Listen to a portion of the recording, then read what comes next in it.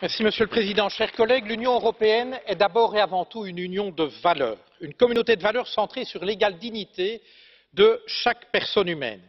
Pour protéger au mieux ces valeurs, nous avons fait le choix d'un régime politique, la démocratie, une démocratie aujourd'hui remise en cause au cœur même de l'Union. Car la démocratie ne se résume pas au suffrage universel. Encore faut-il que le système électoral permette une représentation juste de la société dans toute sa diversité. Encore faut-il que les citoyennes et les citoyens puissent être librement informés par une presse indépendante. Encore faut-il que tienne le rempart de la séparation des pouvoirs contre tous les abus. C'est précisément sur ce front que le gouvernement polonais, issu des élections de 2015, défie ouvertement nos valeurs communes. Il a pris le contrôle politique du pouvoir judiciaire et s'attaque aujourd'hui à la Cour suprême, la dernière qui restait indépendante.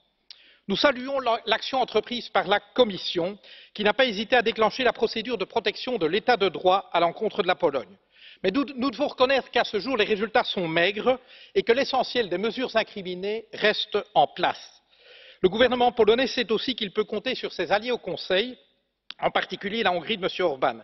Et Mme Panayotova, la timidité absolue de la Bulgarie pose question. Est-ce qu'elle relève de l'embarras ou d'une tacite complicité? Toujours est-il que le temps presse. Si rien n'est fait, le 3 juillet prochain, une bonne partie des juges de la Cour suprême seront limogés, ouvrant la voie à la désignation par le gouvernement d'une majorité de juges à sa main. Avec nos amis polonais, Monsieur Timmermans, nous vous avons écrit pour vous demander d'utiliser tous les moyens en votre possession pour empêcher ce fait accompli. Au nom de toutes les Polonaises et de tous les Polonais attachés à nos valeurs communes, au nom de tous les démocrates, je vous réitère cet appel aujourd'hui, saisissez en urgence la Cour de justice de l'Union. Au-delà du cas polonais, le pouvoir judiciaire est menacé dans son essence dans plusieurs États de l'Union. Il n'y a pas qu'en Pologne qu'il est l'objet de tentatives de soumission à l'exécutif.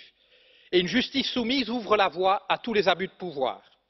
Ailleurs, des coupes budgétaires, brutales ou larvées, paralysent l'appareil judiciaire dans sa mission première, rendre la justice.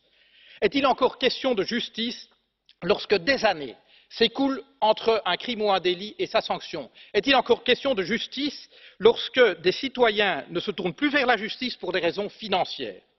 Enfin, au nom de la lutte antiterroriste, Monsieur Timmermans, il est devenu courant de mettre le pouvoir judiciaire hors jeu, alors qu'aucun attentat n'a jamais été commis parce qu'un juge n'aurait pas délivré à temps un mandat. Là encore, la porte est ouverte à tous les abus. Je vous invite, Monsieur le Président, à exercer votre mission de gardien des traités et de nos valeurs fondamentales sans faiblesse ni favoritisme. Aucun gouvernement, et j'insiste là-dessus, aucun gouvernement n'est a priori suspect, je termine Monsieur le Président, mais aucun ne peut être a priori épargné par votre surveillance.